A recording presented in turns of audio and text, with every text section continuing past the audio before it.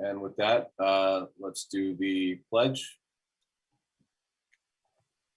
Pledge allegiance to the flag of the United States of America and to the republic for which it stands, one nation, under God, indivisible, with liberty and justice for all.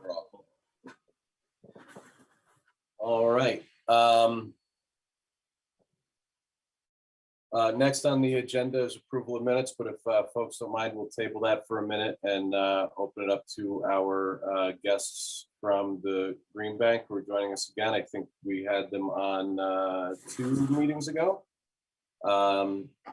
So I know we're taking the agenda a little bit out of order, but in respect for their time, I'd like to turn it over to them. So I don't know which of you three want to kick it off, but the floor is yours. Thank you. And I also have some slides again this evening, if it's possible for me to show those. Yeah, you can share screen. Multiple Okay. right there. I think you might have to enable me to do Yep. so. I just put multiple participants can share simultaneously. Okay, yep. Let's see.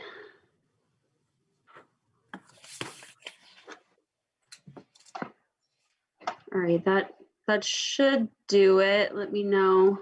I also don't see my camera showing, but It's perfect. okay. Good evening, everyone. I'm Emily from the Connecticut Green Bank. I also have Mackie Dykes from the Green Bank and Alan Sabins from CSW Energy on. And yes, we were just at a previous meeting in February presenting on this program solar map. So we're back to provide an update of what we've looked at since we joined you in February. And I thought I'd give a quick recap of who we are and what the program is before we jump into our review up to this point.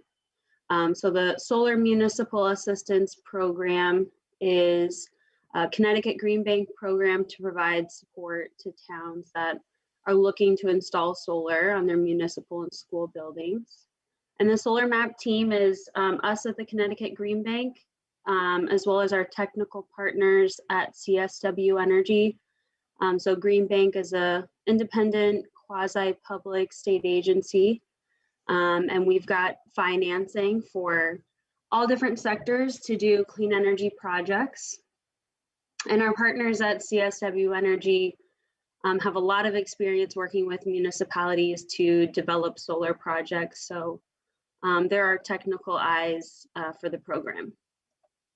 And essentially, we're just trying to make it easier by providing the technical analysis for where a solar project would go. And then we are your development partner, taking the projects through the necessary steps to identify where good sites are and then provide financing for the projects. So where we are at in kind of the whole solar map process and what we offer with the program, we're at about the step 2, the design phase. We're part of the way through that. So we meet with municipalities and explain what the program is and what it has to offer, and collect information about where your municipal sites are. Right now we're at step 2, where we use that information to do an analysis of those sites. So we've sent over a desktop review, which looks at the list of addresses that we received to identify which of those sites would be good candidates for further review. And that further review would entail site visits done by our partners at CSW Energy.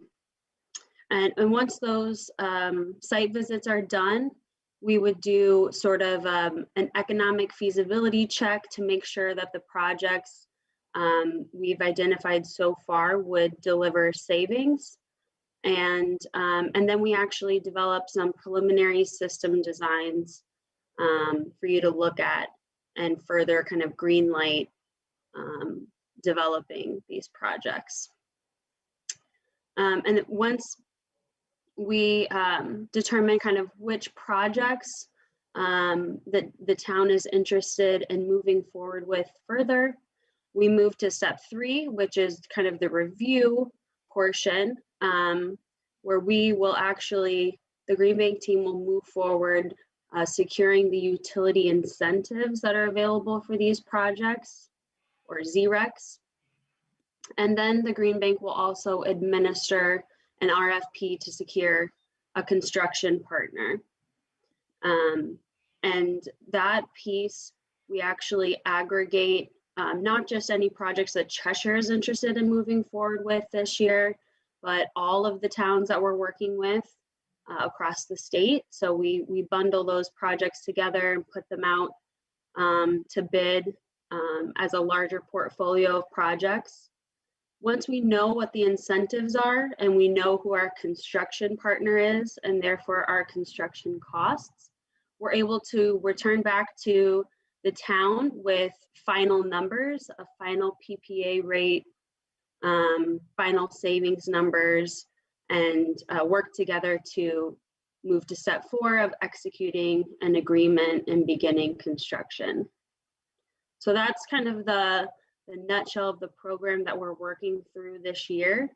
And we're still kind of reviewing and digging out where those opportunities exist in Cheshire. So we're about 2 of 4. And at the end of the road is we're offering a power purchase agreement, which we discussed at the February meeting, but just a reminder that we're not proposing projects that Cheshire would purchase or lease, but we're offering a power purchase agreement where the Green Bank would actually own these systems, and we would sell the power that's coming off of these panels to be used at the sites where they're located. So Green Bank would be able to kind of capture a lot of the benefits that come from ownership that the town wouldn't be able to capture directly. And we can pass those benefits on through a discounted PPA rate, providing you with discounted electricity to what you would be buying from the grid.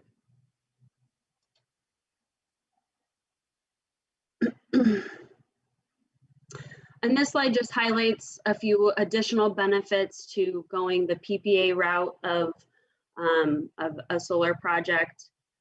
There's no upfront costs for Cheshire. You're not, using any of your budget or your capital to construct these projects. The Green Bank is responsible for that. You're also locking in a lower electricity rate for the solar power for 20 years. So these are fixed PPA rates. What you're offsetting your grid electricity with is with cheaper, greener solar electricity for 20 years. And because we're the owner of these systems, we're responsible for the operations and maintenance for the life of the agreement. Here's a town that did a lot of solar with us. We've got dozens of towns that have used our PPA for municipal projects and school projects. So we've got a great handout example of the town of Coventry. And just a recap of our program results from last year. Last year's the first year that we kind of had this program of solar map where we're providing kind of the additional technical resources. So last year we worked with 5 towns to do 16 projects. And it really helped us realize the benefit of an aggregation strategy where we are bundling these towns together, bundling all 16 projects together. We're able to provide a pretty significant discount from the utility rate. So last year's projects ranged from 22% to about 59% of a discount to what they're paying for the utility electricity. And it's a range because each project has its own specific size and PPA rate. So for Cheshire, we received a list of addresses for municipal and school sites, and I'll turn it over to Alan, who can explain the desktop review kind of step by step, but just generally we took a look at all of those municipal sites and school sites. We ended up for today's presentation, for the sake of your eyeballs, pulled off the school sites. We did make contact with the Board of Ed, and they're already pursuing looking at solar projects. So what we have in front of you are the 16 sites that we looked at for a desktop review. So I'll turn it over to Alan to kind of walk through what this review entails. Thank you, Emily. So thank you all for taking the time. So what you have in front of you is a table that represents the non-Board of Education facilities. And those are referenced by site name, site address. And I'll just walk the collective group through the table. So what we look at for the sake of a desktop review, first and foremost is, are we essentially offsetting what would be the equivalent of a 50 kW AC solar project system size? So if we're looking at this table, we have site name, site address, then looking at that 50 kW minimum, which is a requirement for the Solar Map program, we look through a series of softwares that help us identify at that facility level, can we achieve a minimum system size installation on the roof of 50 kW? So what you have in front of you in this table, a checkbox represents yes. So first column, do we have the ability to install that minimum system size on the roof? Yes. Then we look to a scenario where, or a question of, are there roof obstructions, meaning HVAC units, roof pitches, other challenges, if you will, that will help us or inhibit the 50 kW installation? Checkbox again here is yes, meaning is it free from those factors that would inhibit the installation? Then we look at shading impact, meaning is there shading impact relative to trees in the surrounding area, higher building elevations? Again, checkbox yes, meaning is the roof free from those impediments? Those three in series helps us determine whether or not an installation can happen on the roof at that facility. In the event it cannot, we look at the parcel itself to identify whether or not there could be a ground mounted system or a carport system. And again, checkbox yes if there is viable space for a ground mount or a carport. So all of those, it's really the first three columns. If we're yeses across the board there, then the desktop review is a pass. In the event we cannot get something on the roof or get something on the ground or in a carport, then the designation is a fail from a desktop review standpoint. So as Emily alluded to, we have 16 total sites, non-Board of Education, 12 of which passed. Then if you look at the furthest right column, what we ended up doing was reviewing the utility bill information in order to determine whether or not, yes, we can get something on the roof or on the ground, but do we have the minimum usage to achieve the 50 kW offset? To which those that failed, we did not review those. Those that passed, we did review. And just in an effort to data overload everyone, the top 4, you'll notice on the furthest right-hand side, there is an asterisk next to those 4. We were not able to dig into the utility usage information. So we've designated those as a pass for the sake of this conversation. So the net is we have 16 that we reviewed, 12 of which have passed, 4 of which, upon further investigation, we can qualify. I'll stop Thanks, there to see any questions or comments. Thank you. Yeah, so I think at this point we'd love, assuming you guys can read the chart, if the text isn't too small, it would be great to hear a little bit of your feedback on these 12 sites that we've passed. The next steps that we would look to do would be to do site visits to any of the sites that make sense to continue looking at. And then we would ask the town to sign a letter of intent that would give us permission to take the next steps of securing utility incentives for any projects. So it would be great to hear any kind of initial feedback about whether some of these sites should or should not be explored further, in an effort to get us to this site visit stage. Could I ask a question?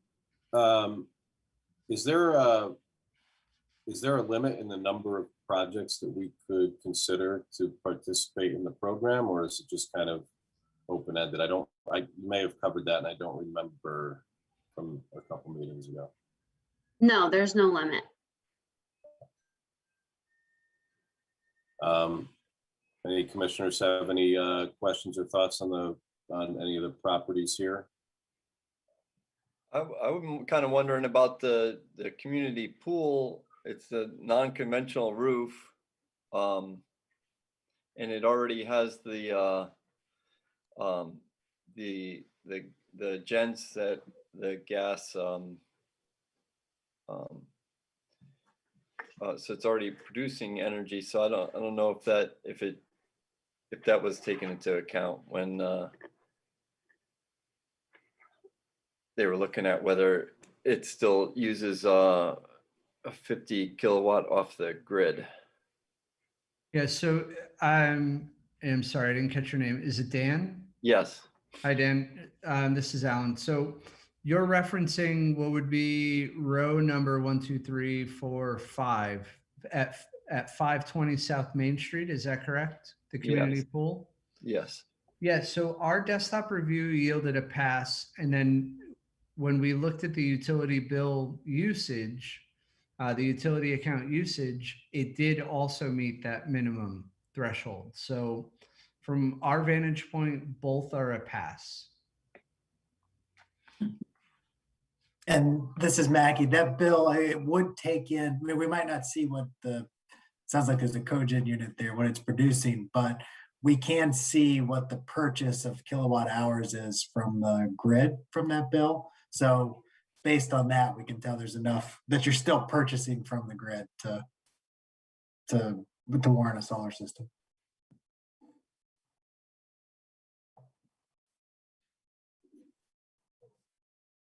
This is Rich O'Gurk. I'm sorry I arrived late and I probably missed most of the good stuff, but I do have a couple of questions.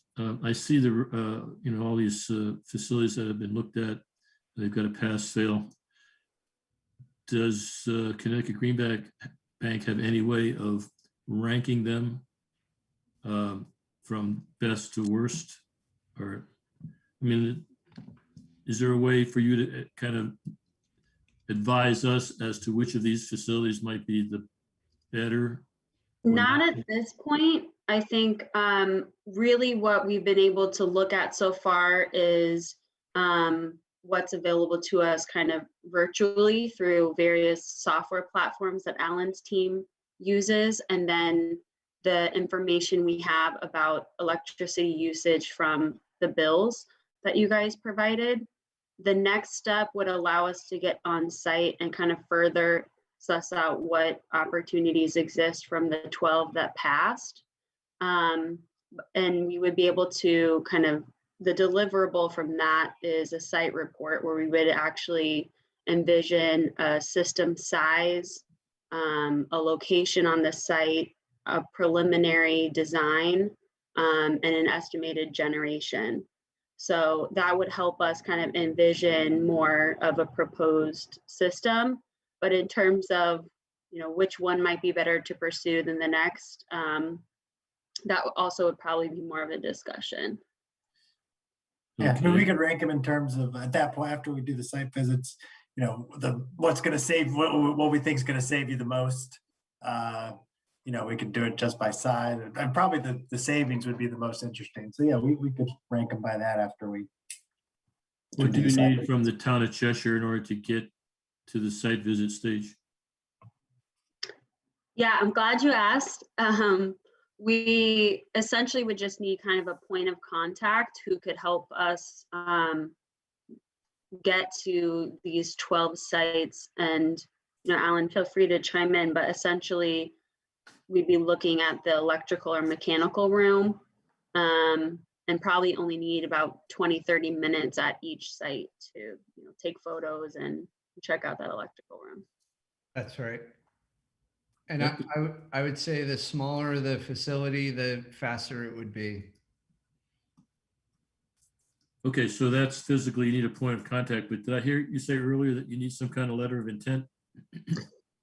Yes, we would, and I'm teeing that up because the utility incentive program, which is kind of the gating deadline for projects that we would do this year, starts this next month. And that window is a 6-week window to submit an application for an incentive. So a letter of intent is just a document that it's a non-binding agreement that we have towns sign, that gets everyone comfortable with us moving forward, further developing the projects and submitting them into that incentive program. I may have sent over a template before, but I can certainly send one over at the end of this call for you to, just a 2-page agreement listing the sites you're interested in us securing incentives for. Okay. Yeah. Dan And that Bombaro. would come after the site visits, and we would come back with all the project proposals. We can rank them, however, at that point, and we could have some estimated, or at least conservative estimates of what your savings would be. And we wouldn't expect you to sign an LOI or ask you to before that. Okay, but so let me ask a question for Dan Bombaro. If you're unmuted, would you agree to be the point of contact? I could certainly be the point of contact. Okay, so that's good. And then any communication that you make to Dan, I think I should be on copy, if you don't mind. You got it. Whoever's going to be your lead from the Connecticut Green Bank. And Dan can certainly make the arrangements to get into these sites, but I want to be clear now. Do you have a letter of intent template, Dan? Did you ever get one? No, I think they're saying that come after this next step, Oh. because at this point, I mean, you have no idea of what the Okay, so you don't need a numbers are letter going of- to be, right? I mean, Mackie, that's what you alluded to, is that, at this stage, they're just going to look at the next step. Okay, At the point that they do these next visits, they'll be able to put together a number as to what the potential costs or okay. EPAs are going to look like. So then Emily or whoever, what do you need from us to get somebody out to look at these facilities? We can work with Dan to figure out a date that works best for kind of teeing up all these site visits, in the next week or two, and then turn Okay. around those reviews. Okay, that sounds good, Dan. That sounds good to you? Be our Okay. facility specialist. That would likely be their guide on these ventures. Great. But Emily, to be clear, you're saying there's a 6-week deadline as far as needing the letter of intent? Yes, the letter of intent would need to be signed prior to us putting the projects into the utility incentive program. That program closes mid-June. So we'd want to get it signed and get our applications in prior to that. Okay, And it's non-binding, so we could begin working on that, as is what you're saying. Yeah, I could send it over just in case, somebody wants to start reviewing that on the town side and, looking at the language. It's non-binding. It's just to get everyone comfortable that we're continuing to further develop the projects to this degree. The Okay. only binding agreement is, the PPA that we're offering kind of at the end of the year. okay, so then send the template or a sample of the LOI to Dan and myself, Okay. and work with Dan to get into these 12, is it 12 sites, I guess? In time so that you could submit an application before the deadline, obviously. And I guess, Dan, you could probably weigh in on what the most productive sites to visit would be, right? Based on your knowledge of the sites and their energy consumption and the bills and all that? I mean, they have the access to the bills for the consumption. I don't think any one of them over the other is necessarily going to be, if you're looking for that 50 kW, that difficult to meet the requirement, as they've already demonstrated. I think to the next step is they'll be able to narrow them down specifically based on whether or not the facilities actually can accommodate it, either the ground mount or the roof mount. At the 50 kW, you're doing a solar carport or something of that nature becomes less palatable in the sense of the PPA rates are going to be higher off the bat just because of the structures that you're going to put in play. Okay, so I guess I missed that part. So there is a minimum 50 kW production volume Correct. that would be used Yes. on site. The program requires 50 kW minimum system size, but that's something that we checked in this review. So all 12 passed that. Okay, And we can, after the site visits, we can certainly help, capture which projects would provide more value to the town than another. Yeah. So that you could prioritize which you're interested in really pursuing. okay, so now I'm just getting to pay attention to this table. I don't see any schools on there. Did you talk about why there's no schools? Yes, I mentioned that we pulled the schools off. I have a later slide of all 25 sites that you sent over, but I mentioned we pulled the schools off because they're kind of already pursuing solar projects. Okay, okay, so these are just town projects, okay. Okay, that's all I've got for now. And this is Mackie. Hey, Dan, it sounds like you're pretty familiar with these buildings. If there's any, we don't have to do it right now, but as we're coordinating with you on the site visits, if there's any that, the roofs are pretty old, these are 20-year agreements. So we don't want to be, having you have to take the solar off and redo the roof during that. Yeah, I think we have actually a running list of the age of some of the roofs. I mean, specifically, I can tell you that the police department, we have staged up for next couple of years, replacing a couple sections. Anything else to really speak of, I would have to look at the ages of the roof, with the town hall actually being slated for replacement in the fall of this year. Got it. Yes, that's definitely one thing we want to work with you on.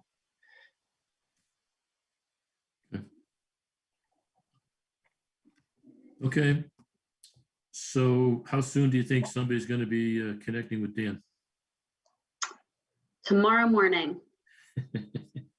Right, Alan? I was going to say within the hour, but sure. Tomorrow morning, we'll take that. I've already punched out for the day.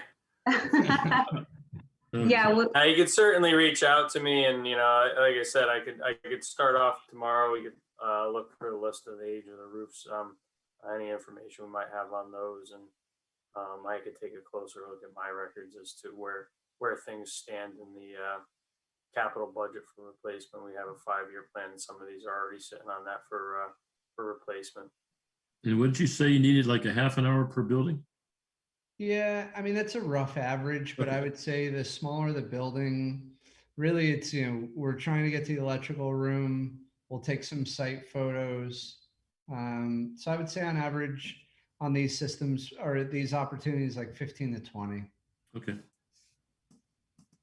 And if we go through the process and with the building, when would construction have to be done or begun or completed? I mean, if the roof is slated for being redone, can we still schedule the solar to go on after the roof? Yeah, so we're looking right now to include projects that we would start construction on in Q1 of next year. So if, for example, the town hall that Dan mentioned is getting a new roof this fall, they would be actually the prime candidate for putting panels on next, Q1 of 2022. Okay. Is there a window for when the construction has to be completed? Okay, I found this on the web for is there a window for when the construction has to be? She'll get ya. I didn't know that Siri was in the meeting, but apparently she is. We try to have them finished next year, ideally. For the first round of projects, we finished last year, all this sort of the procurement and everything, contracting around. Then we're just starting to build now. And, you've got 12 projects here. We'll be bundling these with other towns, which is good because we'll get lower prices. But, we stagger out the construction because there's so many projects. So it'll be over the course of the year. Certainly don't want it to spill too much into if at all, into the following year. We'd like to get them all done next year. Okay, good. All right. I'm just curious, what happens after the 20-year PPA is up? Sure. So there's a couple of options. We've got the option to extend the PPA by another 5 years. You can do that twice, so effectively extending it to 30 years. You could purchase the system at a fair market value, or the agreement would be over and you decide you're done with solar and we'll come and take the system. Okay.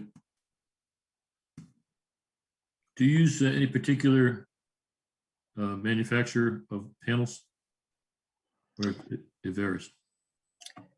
It varies. We have an approved list of manufacturers that we'll work with, and we're willing to own the equipment do a PPA for 20 years. But we leave it. I mean, a lot of the procurement of this equipment and the pricing that the contractors would get, or we solicit the RFP. That's a lot of the price. So we don't want to just narrow it down to one piece of equipment and lose a competitive edge. So yeah, we have a wide list, and all good. I mean, we're standing behind it, in terms of 20 years with you. So we keep it's a Bloomberg New Energy Finance. They have a list that they regularly update. So we use that. It's a pretty industry standard for terms of quality equipment. You provide any monitoring or access to the production data for us to take a look at? You do? Okay. Yep. Yes, we do. It's all online. We've got meters on them, and we're monitoring it very closely because, one, we have to bill you based on how much it produces, and two, we want to make sure it's producing what we expected, because that's how we get our money back for fronting the cost. So we've got all that equipment on there, and y'all can access it as well. Good. Dave, Gavin here. I know it's 5 or 6 out of the 12 are ground or carport based. I noticed also that you haven't included our landfill property. I believe there's still quite a area there that could accommodate more solar panels. Could you comment on that? I mean, do you have a preference for ground or roof mounted? Not as much. You know, a smaller system of roof mounted could be better, but once you get bigger, the pricing can be pretty similar. On the landfill though, this program focuses on projects that are built on the site where the electricity is consumed. In the case of landfill, those are great sites for large solar systems, but there's typically not a lot of, they're great sites from like you got it's a large plot of land that's open and doesn't really have any other use. But from In other words, there's no on-demand electric option standpoint, there's not much electric demand there to justify a large solar project. Right, So there are other ways to develop those, but we don't do those through this Yeah, project. net metering is not involved in this at all. Virtual net metering, which is what you would need to do those landfill projects, is not. This is behind the meter, so behind the electric meter that's on site, which you're able to net meter the electricity that you produce on site, but you can't send it somewhere else if you don't need it there. You get credit for any excess turning the meter backwards? Yes, you do. As long as you're not producing more than you use in a year at the building, then you get that full value, that rolling back the meter. Do you have any tracking systems? I don't know if that's the correct term, tracking or racking. Yeah, you need the sort of that move track the sun. Yeah. We don't. We just do the fixed. Okay. It's this scale. We haven't found that the cost justifies the excess, the extra production. So it's just not economic. Correct. Okay. When you add all these projects together, how many are you thinking you'll have? For this year, we're not quite sure how many projects towns are going to be moving forward with. We're having very similar conversations as this one tonight with other towns. So we're still very much in process of really vetting the best opportunities and determining that with towns. And last year we had 17 projects under LOI, and then 16 of them ended up like going fully through the process, signing agreements, and are now, they're underway. And you're looking at a lot more this year. I guess a follow-up question is, are you committed to putting this all out as one big chunk for a bid to a big contractor, or might it be more cost effective to break it into a number of chunks that are bid on?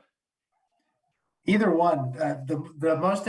The metric that we judge everything by is the savings to the town, what's going to deliver the lowest PPA rate. So if the first round, it just we actually had a couple different scenarios we were evaluating, one of which was to award the entire portfolio to one contractor, and then two others were to split it up.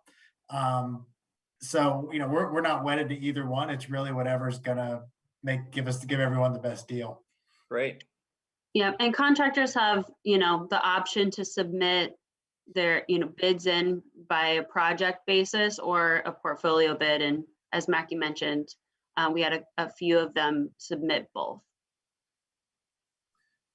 Okay, so after these projects, I guess, or after whatever the scope of work, if it's one project or 15 projects or whatever it is, submits to Eversource, that's where you submit to, correct? Eversource for incentives? Yes. Who makes the decision then? Is it Eversource that decides which projects they would want to incentivize? Yep, they administer the incentive program. So we bid in for the projects, and there's there's a couple of different buckets depending on the size of the project. So everyone bids in a price for the incentive, and then they collect all those bids and determine what price they're gonna give for the year. And everybody who bid at that level or below gets an incentive. And if you bid too high, you don't. So So it's the ZREC program. yes, Okay. Yeah, and they're looking for the lowest bid. What's Yes. what's the probability of our getting an award? I mean, is it low, medium, high? What do you know? yeah. So it really depends on what size each of these projects ends up being. So I would say after we get on site and turn around kind of the next batch of review to you, we'll know the size of the projects. So only the medium and large have that kind of reverse auction process that I just explained. If it's a small, those are open on a rolling basis. We already know what that incentive is. And so we can just secure that. And that's part of our kind of strategy that we use at the Green Bank based on all of the previous years of procurement. So we look at all of that to determine how we can bid most strategically to make sure we can get an incentive. So, to feel confident about getting an incentive. Okay, so I'm not going to ever really, at least not tonight, understand all of the ins and outs, but I think that the thing to do is to get moving quickly and for somebody to contact Dan Bombero and Emily, or somebody's going to send Dan and myself a copy of the LOI so we can take a look at that. And, mid-June is going to be here before we know it. So we should, start working on it. Yep, we will certainly keep bringing more information back to the commission.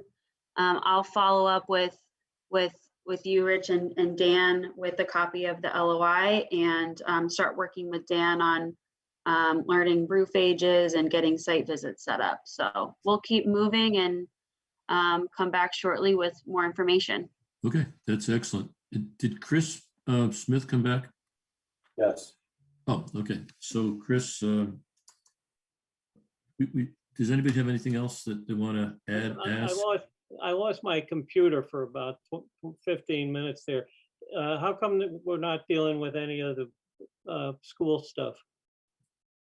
Or are we?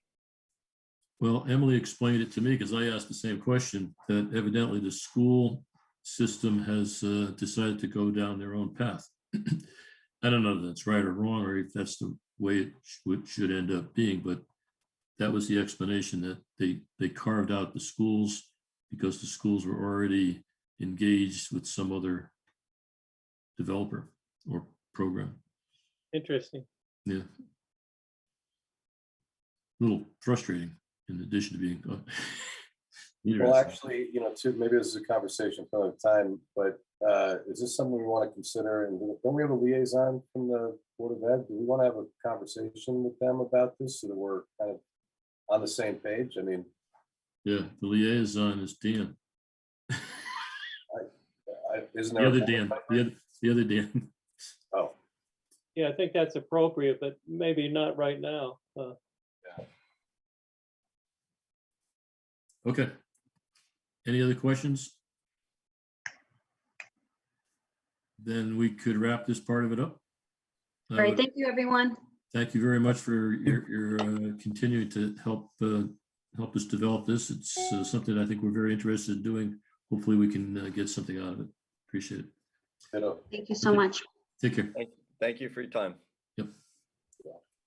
Chris, you there? Since I missed the beginning of the meeting, I'm not sure where we are. Did we do the?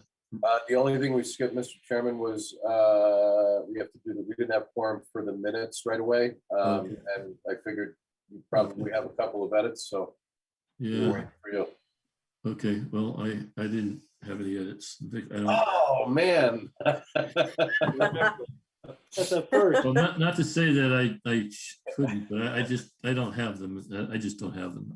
I'm remiss a little bit to not have taken the time to read them. But Ann, I'm sure you did a great job. And all I ever find is typos. So I didn't see any edits, but I do want to. Yeah, it's not appropriate for the minutes. I didn't see any edits, so nothing from my end. So.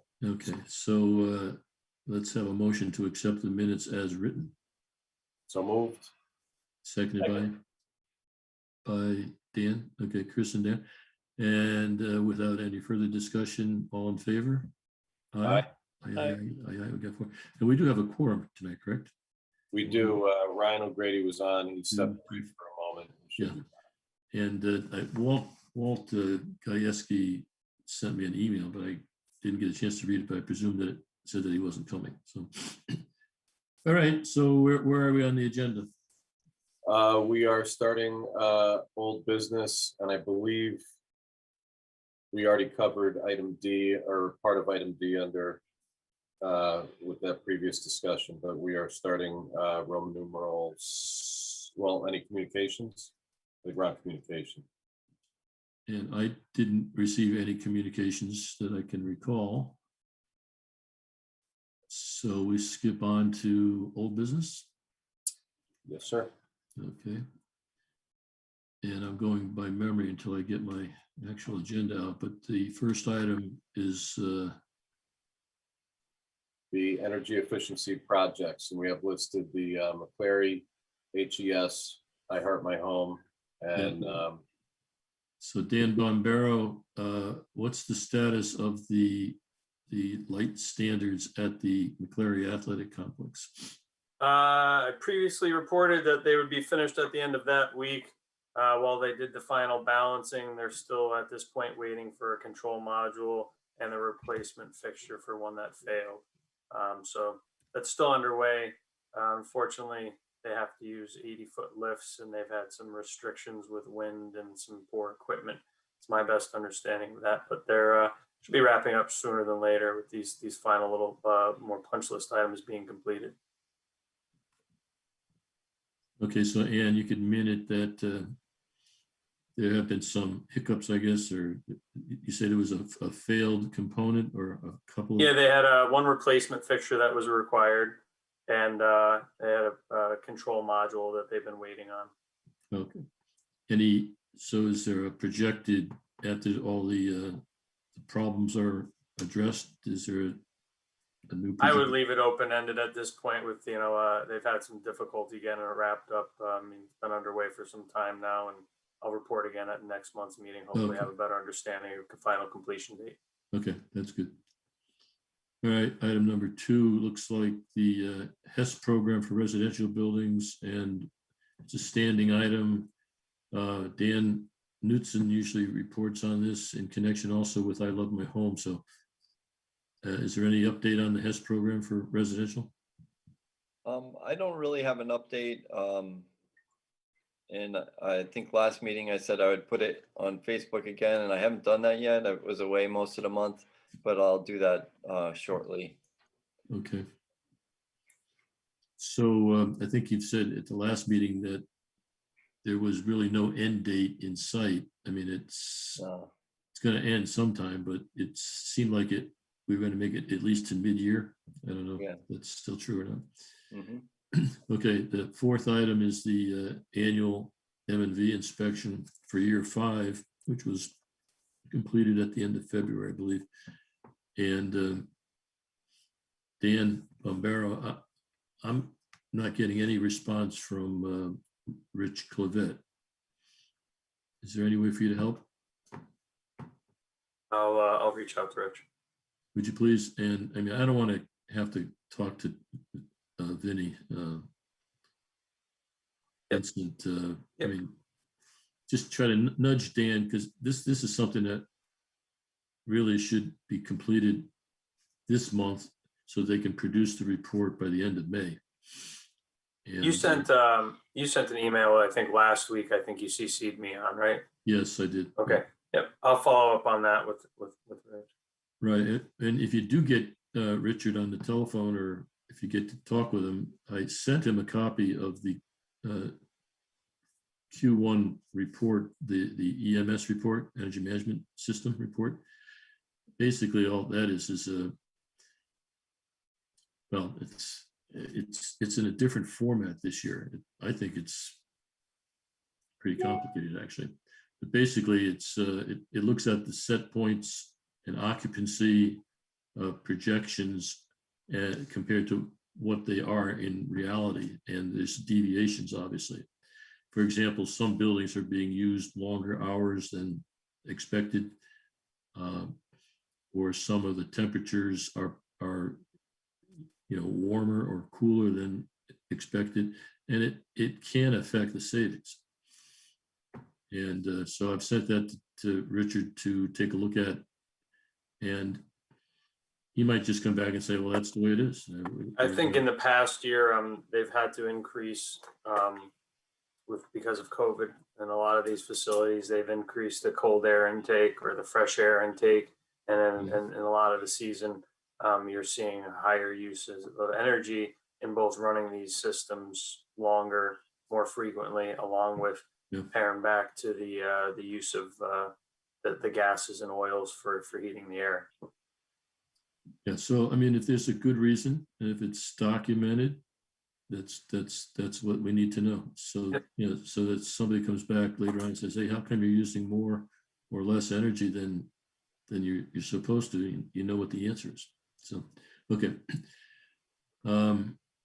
Benchmarking item, section B, Energy Star Portfolio Manager.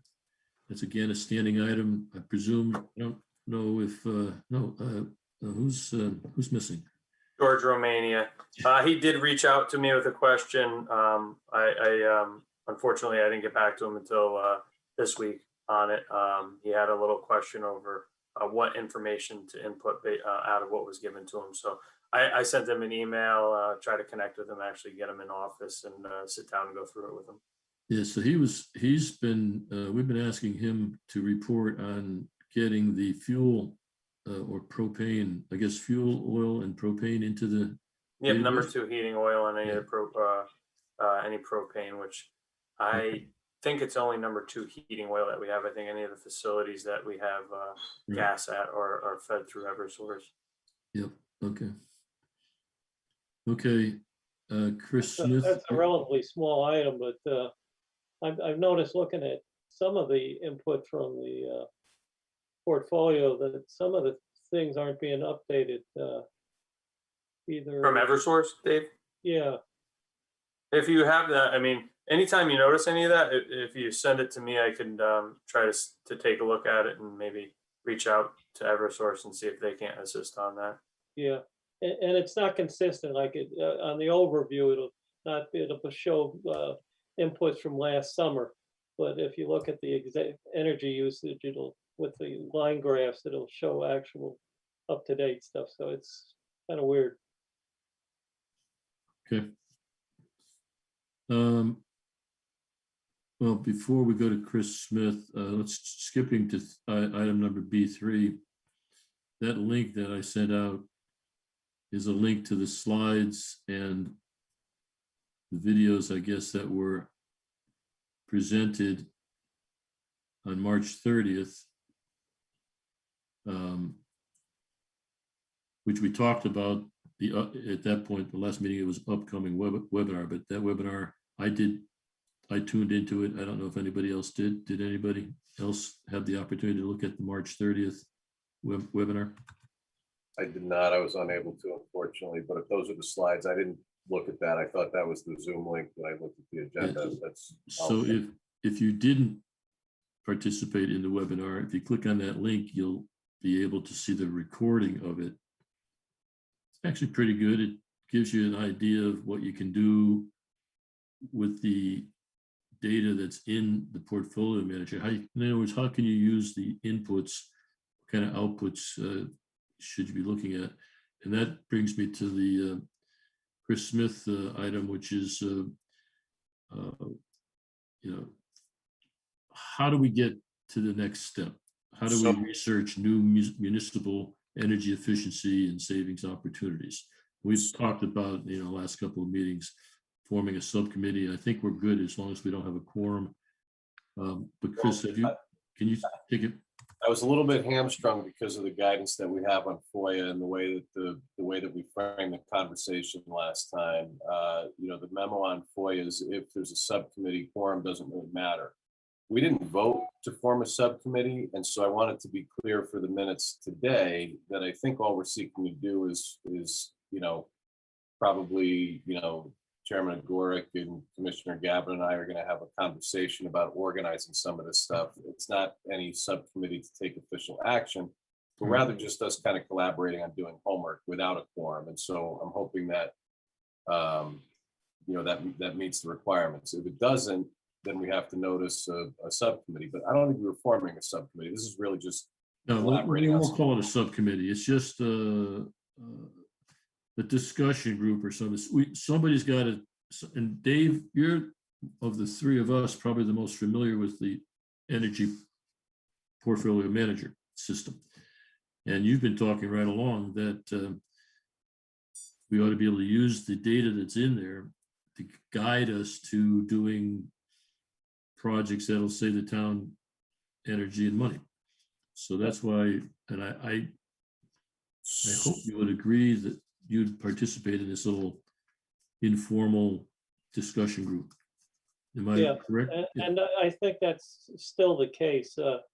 For instance, I mean, we look at data from baseline years, say 2008, 2009 versus now, and some areas on energy consumption, it's not that great, but on dollar consumption, it is great because we've been converting from electric to gas in a number of areas, including like Highland School, the high school, a few other areas. And those are still opportunities. Now, there was a document created by Amoresco, and I thought I saved it, but I guess I didn't. It's about a 100-page document itemizing their study of all the town's buildings and with recommendations to where we can save energy and how much and the payback years, et cetera. And then it lists, it's about 120. I decided on 50 of them or so. I'm not sure. I haven't seen a one of these annual reports yet. But that would be homework that would be important because it does highlight deficiencies in a number of buildings and operations that may not have been acted upon because we were trying to, I believe, look at things under 10-year payback. And that was the simple economic criteria they were using. They weren't doing life cycle cost or stuff like that. I don't believe. Maybe they have on some of them. But that certainly would be an important document for this subcommittee to at least look at and see where we want to focus. Do we want to focus on money saving capital improvement opportunities, or do we want to focus on residential housing, education and opportunity development, or et cetera, that type of thing? Well, I think so I think the order of operations is in lieu of a subcommittee, I think why don't we, Dan Bombero is going to find that document, which do you think is that available electronically as well or no? I know for certain on one of the shelves in my office, I have like 3 or 4 different Amoresco folders, and I have a couple different thumb drives. Whether or not it's on there, I could always have something scanned in and get it to you digitally. So either way, like I said, there's been a couple, I think there were, Rich, correct me if I'm wrong, 2 different analyses that were done by Amoresco, 2 different reports. So however those exist, if they're hard copy only, I'm happy to pick them up from you, Dan. I think the idea is if we get those in hand first, and then in lieu of a subcommittee, I'll reach out to you, Dave Gavin, via email to set up a time where you and I can chat about organizing some of this stuff either later this week or next week. Does that work for you? Yeah, Chris, that's how, Amoresco is awarded. There was a separate group formed by the town to analyze the opportunity for this type of contract, and Amoresco won the option. The first phase was It was like $150,000 to generate this study. You know, it was a fairly complete study, and certain things were acted on, you know, like new boilers for the high school and conversion of the electric portion of high school to boilers, and a lot of work was done at Highland, yet Highland still doesn't rate. Something else happened at Highland that hasn't, we're saving a lot of money, but it's not rated very well from an energy usage viewpoint based on the Energy Star criteria. Most of our schools actually, you know, about 4 of them qualify if we wanted to go after it for Energy Star. But Highland is only scoring about 42 points out of the 75 needed to qualify for that. So we maybe have to look at it. Maybe we saved a lot by converting to gas, but we're using more gas for some reason, or Okay, I don't know. so, I need some, so I need to pause, look at. pause. Okay, so there are existing documents that we ought to get copies of. I think it's called an ESA, Energy Savings Analysis. That would have been the study that Amoresco did in order to formulate the performance contract. So they went through and they studied all the buildings in town, and they came up, like Dave said, with a list of 300 measures, energy savings measures, or ESMs, or whatever they're called. And then, but some of them had very long paybacks, but they were all there. Some might have had a 30-year payback, and obviously whoever decided, and Dave, you're on that committee, right? What was going to get done? A lot of them got chopped out because the town was not interested in it had a 20 or 30-year payback. That list got whittled down to, well, ultimately got whittled down to what's in the performance contract, which I don't know how many measures are in the performance contract. Does anybody know? 30, 40, I don't know, whatever it is. So we have the performance contract that Amoresco and the town signed 5 or 6 years ago. That's got all the baseline buildings and data. That's one source document. We also have the annual M&V reports, the most recent being year 5, which we don't have yet. But once we got it, that would be, a good tool to use to see how are we doing against what we thought was going to happen 5 or 6 years ago when we signed the performance contract. The third document or source of information is the portfolio manager, which has real data in it from Eversource and whatever the fuels are for gas and electric and water. And so you've got these tools that you put together, and then you can decide, first of all, do you want to add more projects, or do you want to revisit existing ones and find out why things didn't turn out the way you thought they were? I mean, and that Rich Clavette has gone and retrofitted more lighting systems using a different contractor, put in more LED lights. So, things are not static. I mean, the technology changes as time goes on. So the school side, the school system has already gone back and put in more LED lights than what was originally proposed in the performance contract, which is going to increase the savings, which is great. But maybe there's other things that we should be doing. And that's what this little group should be looking at. And so I'll leave it to you, Chris and Dave. You want to put together, if you want to get the information from Dan, it's fine. I don't need to be part of the committee, but I would like to be. But, again, it doesn't have to be formal, but somebody's got to take the lead. And Chris has agreed that he was going to do that. So what needs to be done, right, Chris? I mean, that's. Yeah, I do. I just wanted to make sure that we weren't, I mean, look, the bottom line is it's not a subcommittee. The way that it was drafted in the minutes, it could have been deemed that. I didn't want to run afoul of those rules. I think, let's make it clear in the minutes for this meeting that we're, just doing a little bit of homework separately without a quorum. That's what we're doing. Right, right. The Good, one thing okay. that Chris mentioned earlier in the meeting was this communications between education and our committee and the town, et cetera, et cetera. Now, for instance, this Wednesday, prior to their public meeting, they have a subcommittee on request for proposals for upgrading the high school HVAC system.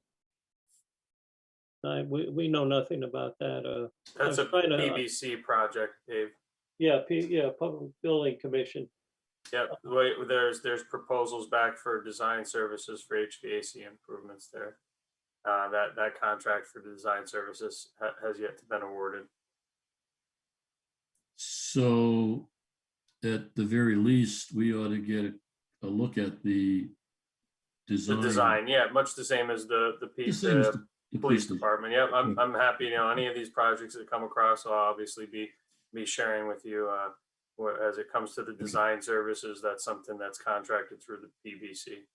Well, I think we can, there's the 4 o'clock virtual Zoom meeting of the subcommittee to review the, I guess, credentials of the 3 companies that responded for information. I don't know at that point whether they will decide. Was there an RFP of what they want to improve or what the problem is, or? The scope of, I could provide you again, I could provide you what the RFP was. At the junction that they're at now, they have three proposals that came in.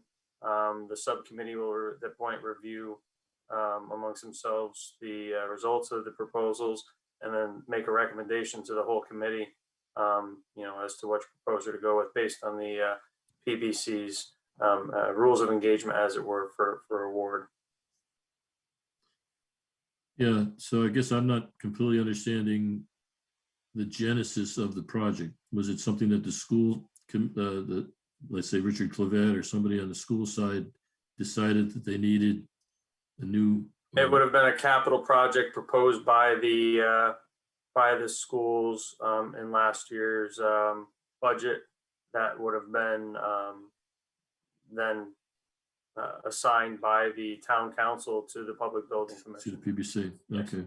Is it generated, is the reason do they want the air condition, the more of the building, or do they want to improve the energy? Well, I mean, Dave, you could read I can get you the specifications. You could read the crux of what the design's for. A lot of it circles around the unit ventilators in the rooms and the age of the units themselves.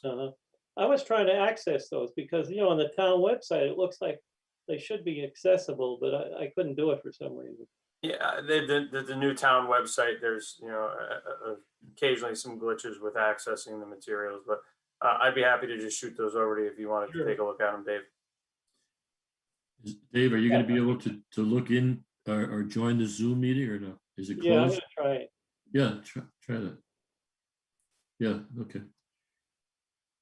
All right, where else?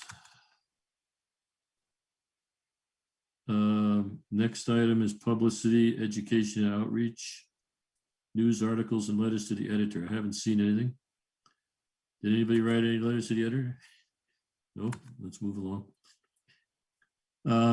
Under clean energy, opportunities for additional solar carports. We kind of touched on that with the Connecticut Green Bank.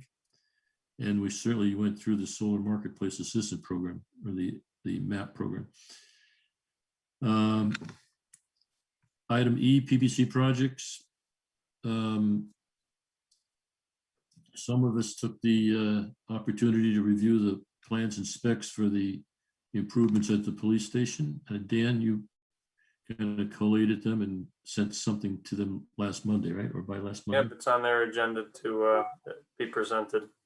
Okay. Went out in their packets for the meeting that's going to be held on Wednesday at 5 o'clock for anybody that's interested. So I guess, Ann, just note that the Energy Commission took advantage of the opportunity to review the plans and specs and provided input by the deadline that they requested. Grants, rebates, utility programs. Dan, do you have anything to report on that? Dan Bombero? No, not at this time. Okay. Energy reliability program, update on tree trimming. Nothing since the last meeting's updates. Okay, and then we have the letter to Pura. That must have gone out, right? It did go out. I should have checked the docket to see that it was included, and I didn't do that. So we can, I'll check. I should have it up in a second. Did you say it did or did not go up? I forgot to check if it went up. I know it went in, but I didn't check the docket to see if it was publicly posted. I'm imagining it is, but I can look at that and I'll email folks. Okay. It might take a minute to find it. And then the Coalition for Sustainable Cheshire, they've requested some assistance from us. We said that we would help in any way we could. I thought that they were trying to get some kind of certification or whatever in April, which is now. Does anybody have any update on the sustainable? Yeah, I can. They reached out. George Nowotny and I worked with them to provide some information on some previous projects, both that the town was involved in and the commission in part. And they were working towards getting their submission in for the April deadline. Okay. Any new business? No new business. Okay. That brings us to the end of the agenda. Does anybody have anything they want to add or subtract? Clarify? I think we're all set. Can I get a vote? Yes. Clarify one point regarding comments to the PVC on the police. I think maybe I didn't overstate it, but part of the meeting code was to meet all the regulations of the public utility involved in the operation. And I looked at that as letting the public utility and Eversource look at the document, the RFP or what have you, and comment that it is requesting and meeting their regulations and needs also. And maybe they have some input as to what to add or subtract. That's the way I interpreted it. It doesn't specifically say they requested it, but the way it's written, it sounds like they should be looking at it.